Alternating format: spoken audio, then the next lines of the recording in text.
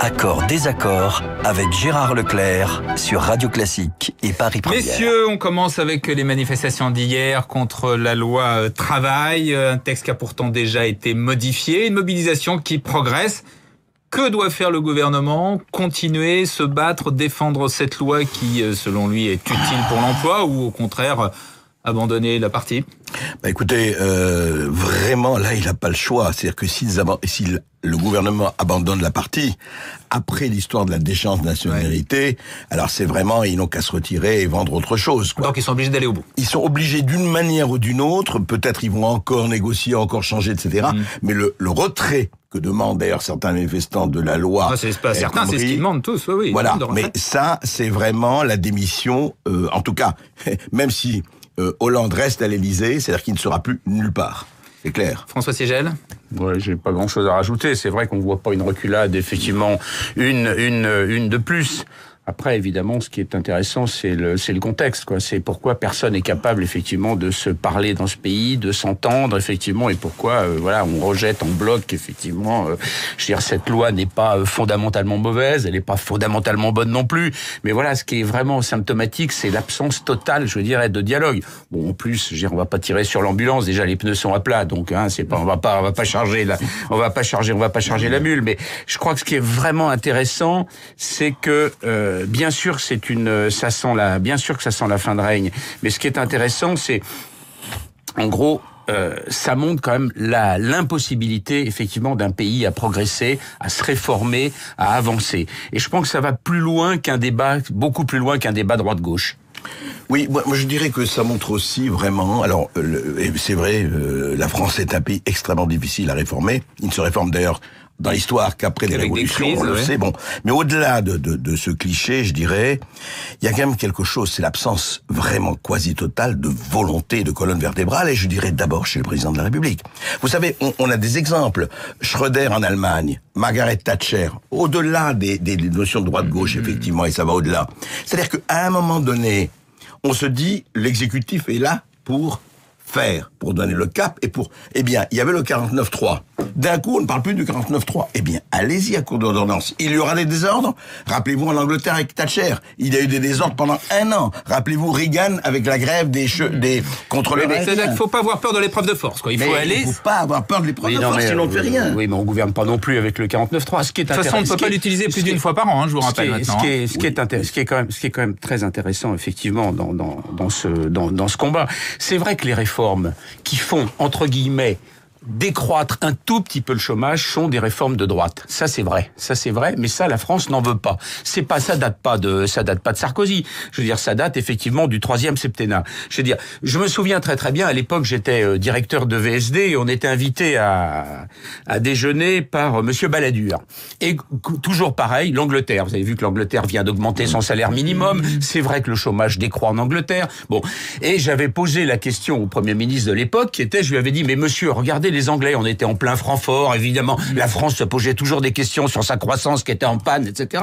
Et Balladur à l'époque me répond, mais monsieur, les Anglais ils sont tombés si bas. Ça veut dire, écoutez, on va pas comparer la grande France à l'Angleterre. Et voilà, on est, je sais pas combien d'années plus tard, c'est toujours le même problème. C'est-à-dire que les Français n'en veulent pas. La France a choisi le parti effectivement d'assister le chômage. Elle a choisi le parti de l'assistance effectivement contre des réformes sur lesquelles il y a à dire. C'est un fait. Mais je crois que c'est beaucoup plus grave que tout ça. C'est le 3e septennat, le 3e, mandat présidentiel pour rien, c'est-à-dire où globalement, on passe les temps, on élit des gens tous armés de bonnes intentions qui veulent réformer le pays, et ça ne marche plus. Oui. Et je pense qu'il faudrait maintenant s'interroger sur pourquoi ça marche plus. Ça marche plus parce qu'on change de monde, on change d'époque, que les citoyens ont besoin d'être écoutés, et que si on n'écoute pas les citoyens, si on ne les associe pas dans un processus, on aura Marine Le Pen au pouvoir. Alors André Berkoff n'a pas l'air d'accord. Désaccord, oui, absolument total. Arrêtez de dire qu'il faut écouter les citoyens. Vous savez très bien qu'aujourd'hui, les citoyens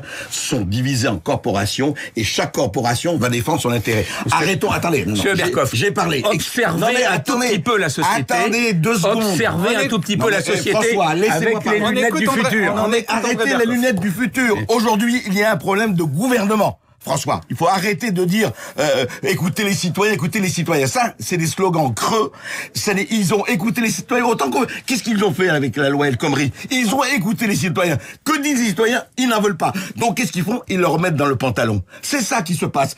Il faut de la gouvernance. Nous n'avons pas un problème de gouvernance. Il faut arrêter avec écouter les citoyens. Ça ne veut rien dire. Arrêtez de nous replaquer les méthodes qui ne fonctionnent plus. Quelle méthode? Elle n'a jamais fonctionné. Il n'y a plus de croissance. Il n'y a plus de croissance dans ce pays. Ça fait 20 ans qu'il n'y a plus de croissance dans ce pays. Eh ben, il faut s'en rendre compte. Justement, il faut l'appliquer. Attendez. De partout. Mais c'est pas... Vous croyez que la loi... Vous croyez que monsieur Xavier Niel, il a besoin de la loi El Khomri? Je pense qu'il faudrait aussi s'entendre, effectivement, pour savoir quels sont les secteurs d'avenir, quels sont les secteurs qui sont commandés. Ils le savent pas. Attendez, ils vous attendent, François. Le gouvernement vous attend pour savoir ce que sont les secteurs d'avenir. Je pense que si on ne regarde pas quels sont les leviers de croissance. Et les leviers de croissance, mais ils le savent autant que vous. Je termine. Les leviers de croissance, ils sont dans une nouvelle économie. C'est pas vrai, ils sont pas autant mais que ils le savent mais autant c'est pas que vrai. vous. On est en retard sur la transition énergétique. On est en retard. On est en train de s'accrocher à l'atome. Allons-y, continuons sur l'atome.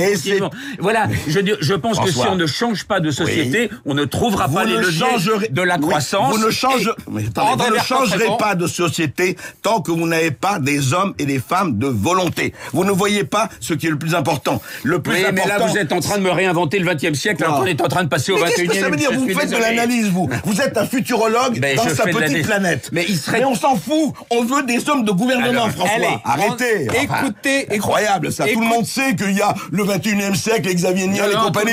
On dit ça depuis 10 ans. Enfin, je reviens arrêtez à vos slogans de modernité. Je reviens sur la loi El Khomri. Écoutez, François Fillon, il était l'invité d'RTL ce matin sur la réforme du travail. Je crois malheureusement qu'il est trop tard, car il n'y a plus rien à maintenir. La loi El Khomri est une loi qui a été vidée de son contenu par le gouvernement de manière préventive et qui est aujourd'hui, sauf sur un seul aspect qui est le licenciement, une loi qui est plus contraignante pour les entreprises que la situation d'avant. Donc la résistance du gouvernement, elle n'aurait plus aucun sens. Voilà, la résistance du gouvernement n'a plus de lieu d'être, il n'y a plus de loi. Depuis 15 ans, mais c'est vraiment un problème de fond. Là, on est dans un truc, on dit, écoutez ce que veulent les citoyens. Mais les citoyens, si vous demandez aux citoyens, eux, ce qu'ils veulent, c'est du travail, etc. Ils en ont rien à fiche de savoir si on est dans l'ubérisation ou pas. Ils veulent des hommes de volonté, des chefs qui cheffent et qui donnent un cap. Le problème, c'est que des analyses, on peut en faire tout le temps. On en fait tout le temps chez vous et j'en suis ravi. Mais qu'est-ce que ça veut dire, ça? Mais ça veut dire qu'il n'y a pas de volonté. Mais c'est quoi un cap? C'est quoi un cap si on regarde le passé avec les mauvaises lunettes? Ça, le cap, vous allez le trouver, mais c'est pas comme ça que vous allez remplir. Vous allez remplir les usines. Valls et Hollande ne savent pas ce qui se passe. Je regarde pas Valls et Hollande. Je pense que Valls, ils font une analyse, une erreur de diagnostic sur le changement de monde et sur le changement de société. Bien évidemment.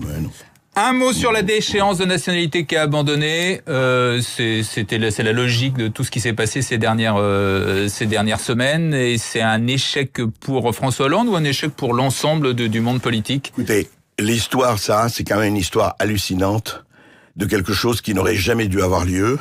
C'est-à-dire, on n'aurait pas dû... Attendez. Oui. 4 mois avant, vous avez lu le livre de Charlotte Chaffaujon. 4 mois avant, en juin 2015... juillet 2015, très exactement, dans son livre, Le Pari, elle raconte comment François Hollande disait « Je ne vais pas tomber dans ce piège de droite qui est la déchéance de nationalité ». 4 mois après, il y a le 13 novembre, le lendemain ou le surlendemain, il fait un discours devant le Congrès qu'il applaudit debout et il dit « déchéance de nationalité ». Qu'est-ce qui se passe?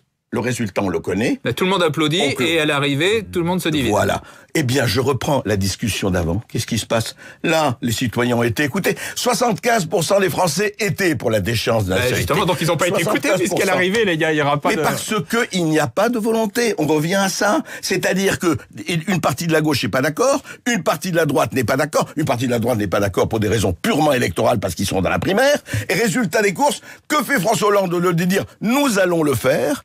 Eh bien, s'il n'a pas de majorité pour le faire, il peut pas le faire. Au Congrès, il faut une majorité de 3/5. Oui, mais alors ça prouve l'échec total de la pédagogie gouvernementale et de la gouvernance. S'il n'est pas fichu de faire ça, alors que la majorité des gens étaient derrière lui, ça prouve qu'il est encore...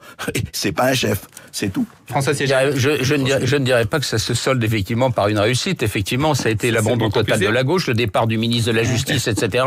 Et ça a été effectivement une fin, je veux dire, c'est comme un début effectivement du délitement de ce qui reste effectivement du concept de gauche. Je reviens juste une chose pour répondre à notre ami Berkoff, c'est qu'aujourd'hui, on voit bien les Français, ils ne veulent plus de Hollande, ils ne veulent pas de Sarkozy, et ils sont 80% 20%. C'est ce qu'indique un sondage Ipsos pour Le Monde. Et en gros, ils sont prêts à élire quelqu'un qui vienne de la société civile. Donc je redis encore une fois, je pense que la démocratie française est en train de vivre ses derniers moments. Il ne faut pas croire qu'en changeant, en alternant, avec une politique de droite, effectivement, qui comprendrait pas qu'on a changé de monde, qu'on va régler les choses comme par miracle. Voilà. Je pense qu'on est à une période, et cette période-là, quand on n'a pas de solution, qu'est-ce qu'on fait? On se retourne vers les extrêmes. Et aujourd'hui, on n'a pas de solution.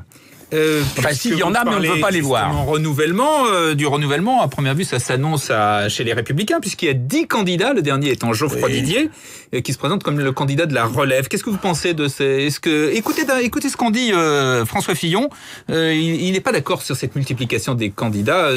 Rachida Dati était sur cette position tout à l'heure sur Radio Classique et Paris Première. La primaire, c'est le choix de l'homme ou de la femme qui va gouverner la 6e puissance du monde. C'est pas un théâtre d'ambition. Je veux bien que tous les responsables politiques de la droite et du centre aient vocation à se présenter à la primaire. Ils ne se rendent pas compte en le faisant que d'une certaine façon, ils contribuent à abaisser le débat public. Voilà, François Fillon sur RTL. Donc, je vais rejoindre ce que disait François, là je suis d'accord avec lui. Où sont les candidats de la société civile? Regardez ce qui se passe chez les Républicains. C'est vraiment le poulet en batterie, là. On a dénoncé la ferme de Moléon, mais là, il n'y a pas heureusement de torture. Mais c'est ça. C'est-à-dire, tous les jours, vous avez quelqu'un qui se présente, qui fait un bouquin, qui se présente. Bon, ça va durer ce que ça va durer. Après, on aura effectivement la décantation. Mais en attendant, c'est effectivement le bal des ambitions, des égos, parce que, encore une fois, excusez-moi de revenir, parce qu'il n'y a aucun cap, donc chacun se dit, allez, moi je peux me présenter. Mais pour revenir à ça, où sont les candidats qui sortent du système? Où sont les gens qui sortent des Ménines de Velasquez, de l'ENA, de l'inspection des finances et autres? Où sont-ils? Où sont le leader de la société civile? Vous parlez de Xavier Niel. Moi, j'aimerais beaucoup qu'un Xavier Niel ou autre se présente, existe.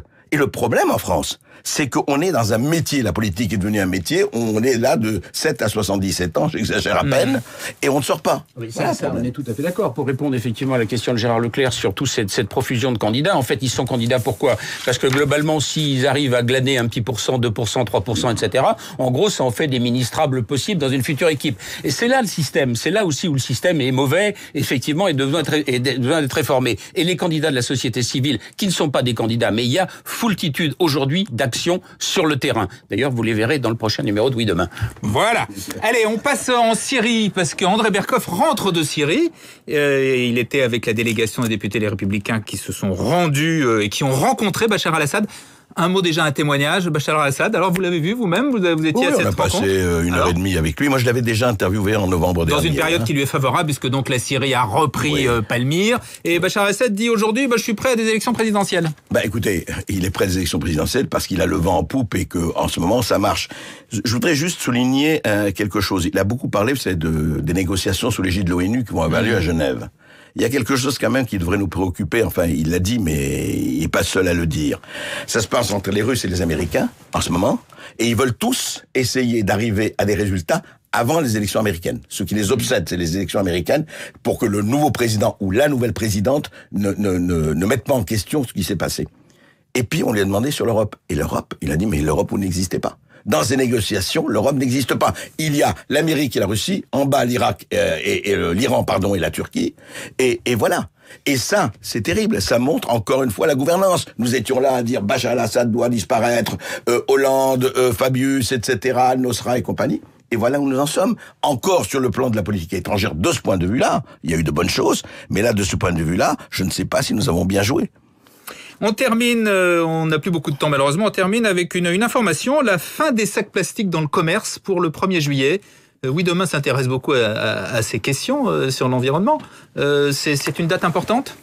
Ça fait partie effectivement des petites dates qui rythment effectivement le changement de société. Oui, c'est important.